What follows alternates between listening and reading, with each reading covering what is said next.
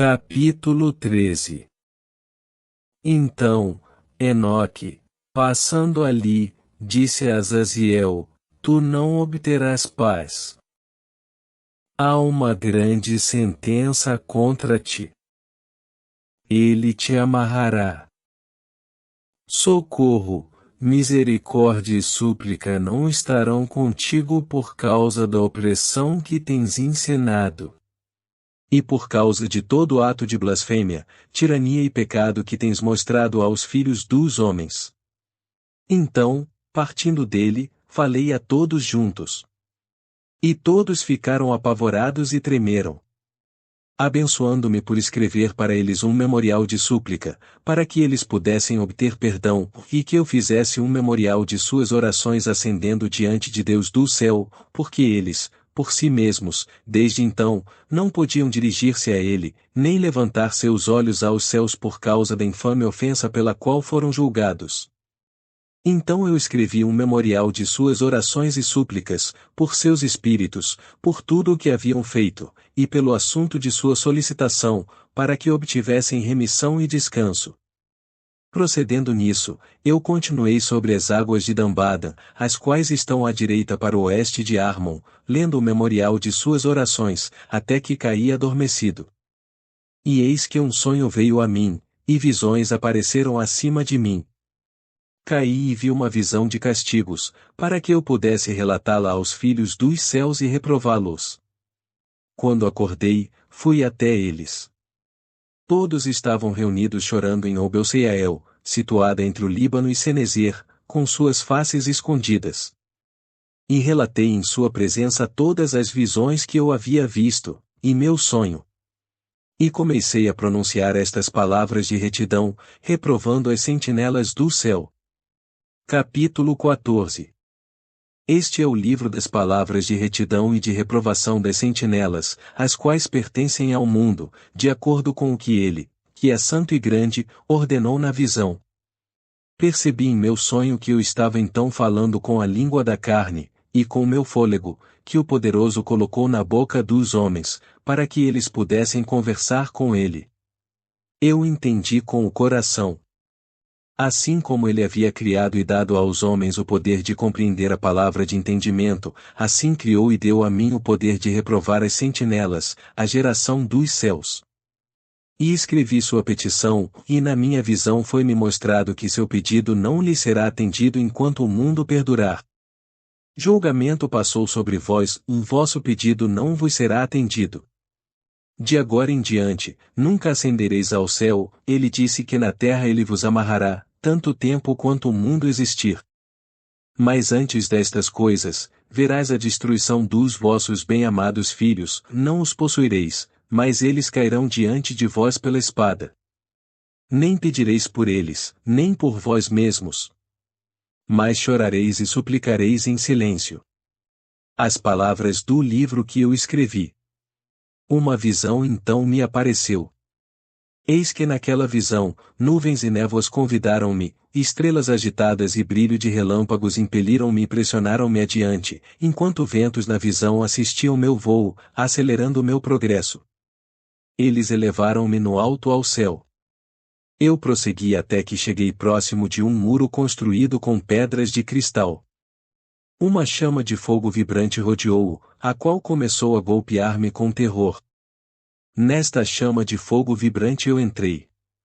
E aproximei-me de uma espaçosa habitação, também construída com pedras de cristal. Seus muros também, bem como o pavimento, eram formados com pedras de cristal, e de cristal também era o piso. Seu telhado tinha a aparência de estrelas agitadas e brilhos de relâmpagos, e entre eles havia querubins de fogo num céu tempestuoso. Uma chama queimava ao redor dos muros, e seu portal queimava com fogo. Quando entrei nesta habitação, ela era quente como fogo e fria como o gelo. Nenhum traço de encanto ou de vida havia lá. O terror sobrepujou-me, e um tremor de medo apoderou-se de mim. Violentamente agitado e tremendo, caí sobre minha face. Na visão eu olhei. E vi que lá havia outra habitação mais espaçosa que a primeira, cada entrada da qual estava aberta diante de mim, elevada no meio da chama vibrante. Tão grandemente superou em todos os pontos, em glória, em magnificência, em magnitude, que é impossível descrever-vos o esplendor ou a extensão dela. Seus pisos eram de fogo, acima havia relâmpagos e estrelas agitadas, enquanto o telhado exibia um fogo ardente. Eu examinei-a atentamente e vi que ela continha um trono exaltado. A aparência do qual era semelhante à da geada, enquanto sua circunferência assemelhava-se à órbita do sol brilhante, e havia a voz de um querubim. Debaixo desse poderoso trono saíam rios de fogo flamejante. Olhar para ele foi impossível. Alguém grande em glória assentava-se sobre ele, cujo manto era mais brilhante que o sol, e mais branco que a neve. Nenhum anjo era capaz de penetrar para olhar sua face, o glorioso e efulgente, ou nem podia algum mortal vê-lo. Um fogo flamejante o rodeava a ponto também um fogo de grande extensão continuava a elevar-se diante dele, e de modo que nenhum daqueles que estavam ao redor dele era capaz de aproximar-se dele, entre as miríades de miríades que estavam diante dele. Para ele santa consulta era desnecessária. Contudo, o santificado, que estava próximo dele, não apartou-se dele nem de noite nem de dia, ou nem eram eles tirados de diante dele. Eu também estava tão adiantado, com um véu sobre minha face, e trêmulo.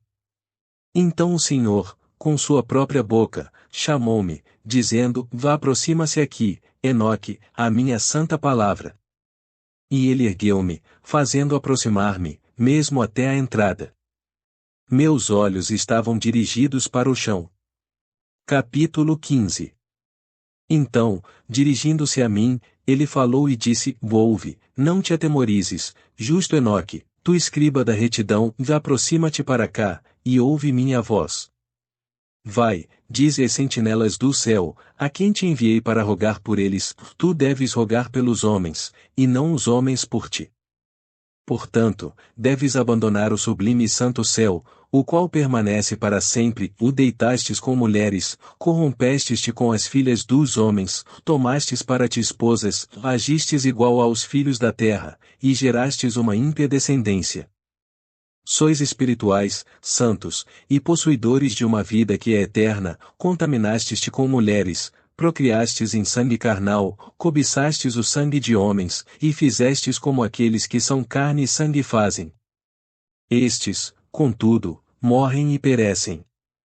Portanto, de agora em diante, eu dou-vos esposas, para que possais coabitar com elas, para que filhos nasçam delas, e que isto seja negociado sobre a terra. Mas desde o princípio, fostes feitos espirituais, possuindo uma vida que é eterna, e não sujeitos à morte para sempre.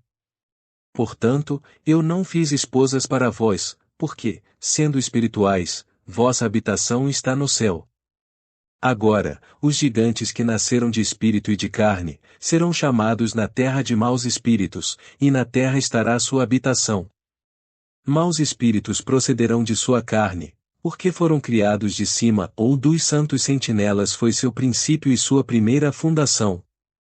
Maus espíritos eles serão sobre a terra, e de espíritos da maldade serão chamados. A habitação dos espíritos do céu será no céu, mas sobre a terra estará a habitação dos espíritos terrestres, os quais são nascidos na terra.